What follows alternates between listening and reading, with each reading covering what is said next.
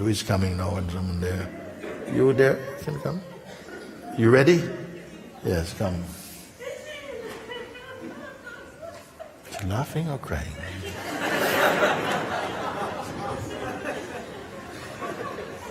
Okay. Namaste, Mooji. Namaste to you. First, I want to thank you that when you just utter the name of Christ, my heart opens up so much, and I'm very grateful for that. So, I need some confirmation about understanding awareness, consciousness, and self. I take it to mean it's all the same. Yes, it is. It depends on the context in which it is used, because often when we speak about consciousness, I'm meaning more the dynamic consciousness, meaning the dynamic consciousness is the space in which we perceive the sense of otherness, the multiplicity of the manifest world and its movement, the world of thought and feeling, the world of imagination, the powers of discernment, and all of these things are functioning. The sense of yourself as an individual also appearing in it as the weakness or whatever. That I refer to very often, that you're conscious of it. Sometimes we may use the word pure consciousness, which means beyond the manifest consciousness. That pure consciousness is equivalent in my use of the word to pure awareness. When I speak of awareness, I'm speaking of that absolute state, free from the contamination of personhood, pure, beyond quality. I'm speaking about you in your highest principled state, in your highest state. And where is that? When is that? Well, it's right here. It is right here. It is like we can go into subtler and subtler regions and realms of being, and they can be discovered within your own self. Most of the human beings, we are conscious of ourselves, but only in the limited field of the body-mind functioning. We believe very strongly, I am this body, and the conditioning that arose whilst the consciousness is in this body, we take that conditioning to be our life, that shapes who we are or who we believe we are. But all of these are changeful. Just as the body is changing, our mindset is changing. But there is a dimension within ourselves which is unchanging, because it is perfect, and the perfect does not need to change. It cannot become more perfect, it is just always perfect. Now this perfect dimension, which I use the word dimension, it's not the right word, but for a while it may appear like some kind of myth for the one who strongly believes in their physical, psychological, personal identity. The real self can seem to be something far, far away. Like I have a lot to learn, I have a long way to go. These are also delusions, they are not true. And only in satsang, with one who has realized this, who sees the truth of it, can then impart the correct guidance to show you right here, you can be peeled open to discover the ultimate. But not only by your determination is not enough. Grace also has something to do with it, and there are other factors that contribute to your readiness that are beyond your reach. You see? So someone might feel, I'm ready, Mooji, come on, do it. I said, I can't find a way in, I'm sorry. You see? So we just see, as you come, as we speak, then somehow the space is recognized, and they say, okay, let's just do, and maybe sometimes 2 or 3 sentences finish, meaning the delusions are not prevailing anymore, they subside. And what is, is not anymore seemingly hidden. And that is all it is. So when we refer to the self, Yes. is it the same in every being? Yes. In a mosquito also. Self means the source, the root of all manifestations of any world, of any region of consciousness. The source is one.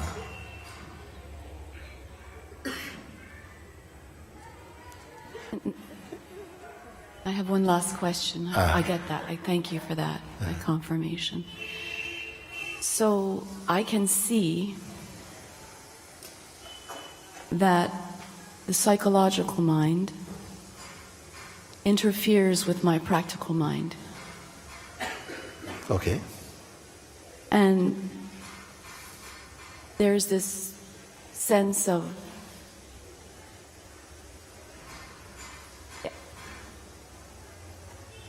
I want to be careful the words that I use.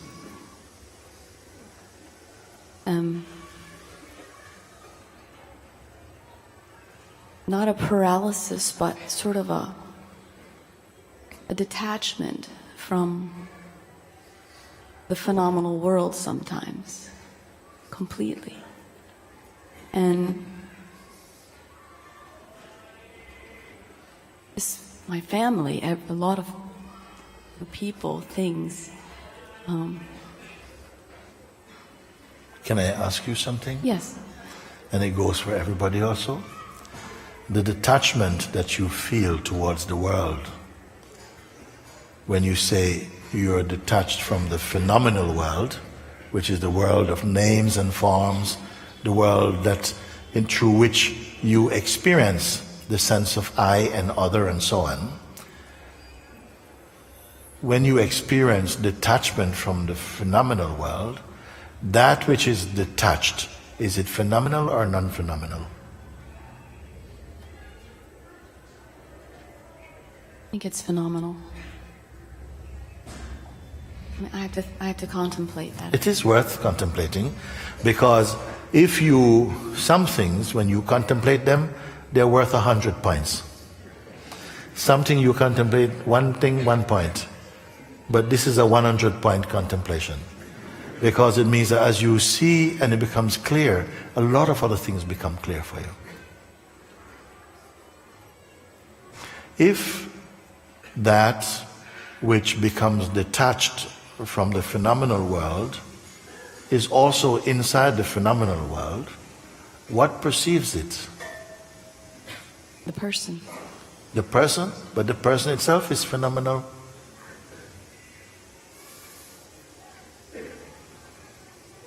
What it means by phenomenal, it's also subject to change.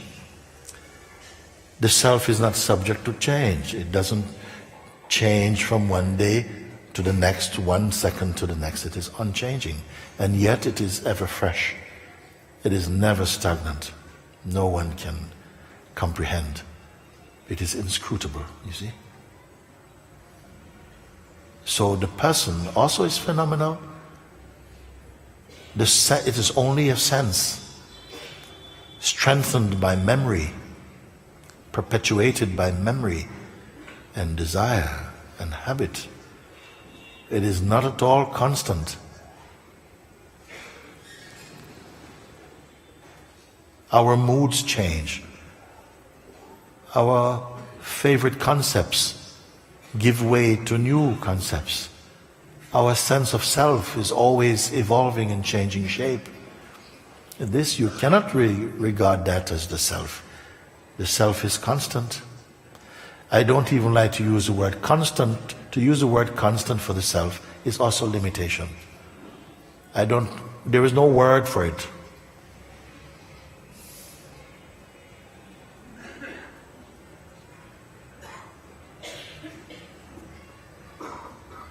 The sense of the self changes. The sense of the self changes. But the self doesn't change. Yes. So the sense of the self is experienced through the mind. And it is imagined. The sense of the self, the purest sense of the self is what you may call presence.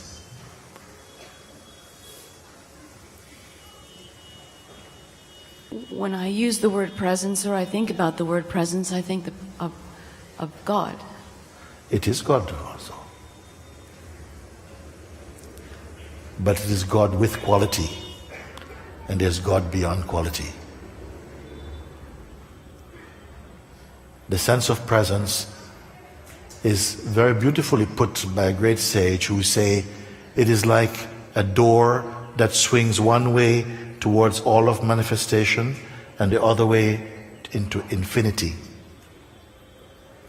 I refer to it sometimes as the lens of the Absolute, that through which the phenomenal world is perceived. It is on the bridge between the phenomenal and the non-phenomenal. It is the purest reflection or objectivization of the Absolute. The sense I am. It is the godly principle inside each form. It is that through which you can perceive the world, have a taste of it, through which you can interpret, project, imagine, clarify. It's the wisdom seed of the infinite. It is the first great step out of ignorance, to recognize the shift from person to presence.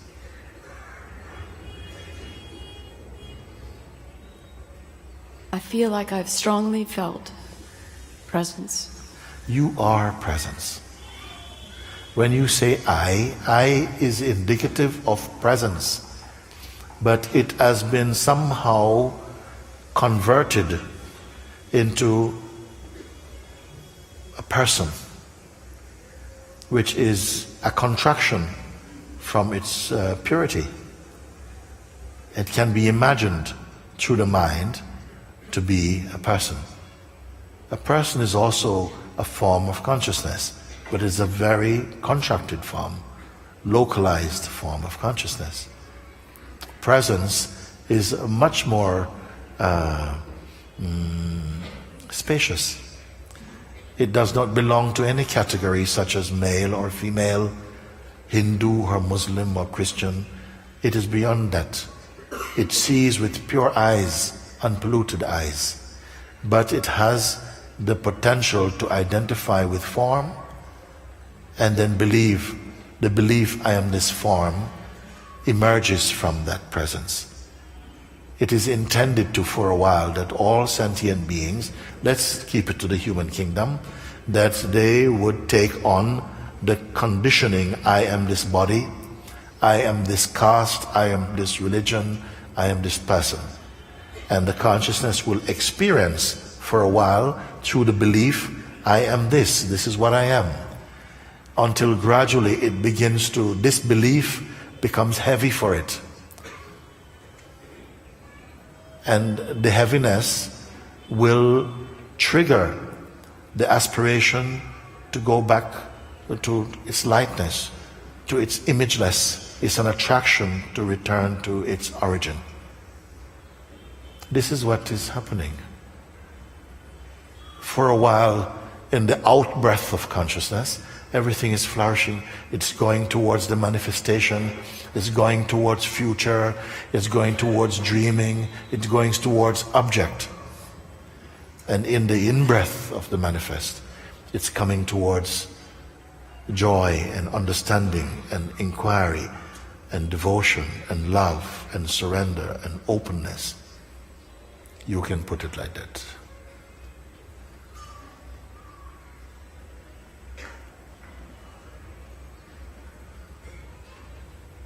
When presence is felt so strongly, Yes.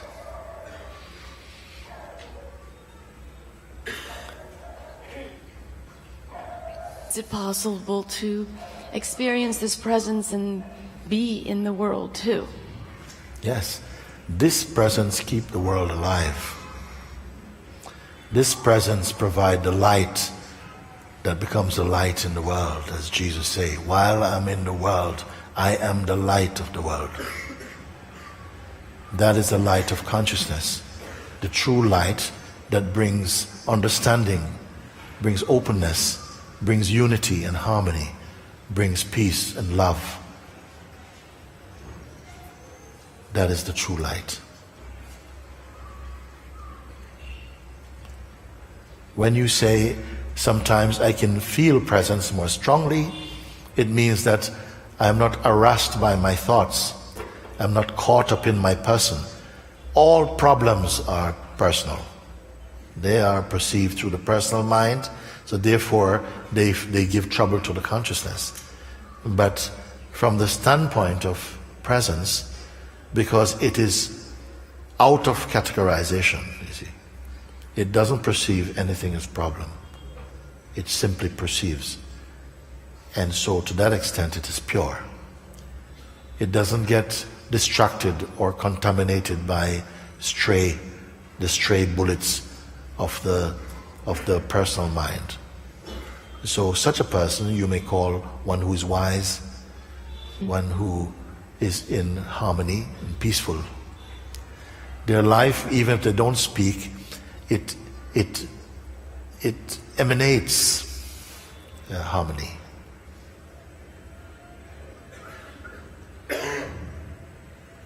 Thank you, Mooji. Thank you.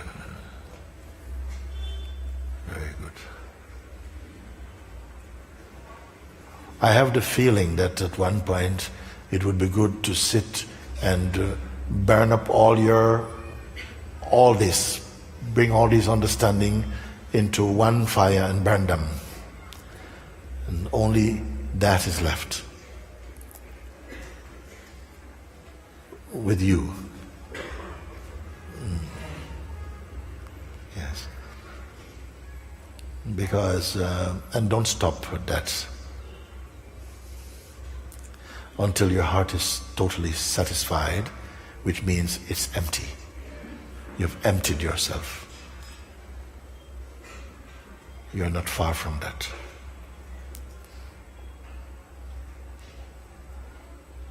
This life is for freedom.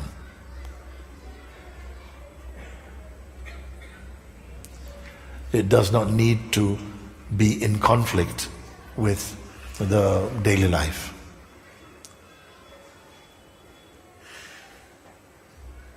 In fact, it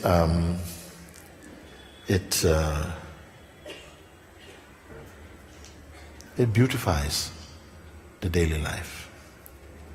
It brings joy to it in space.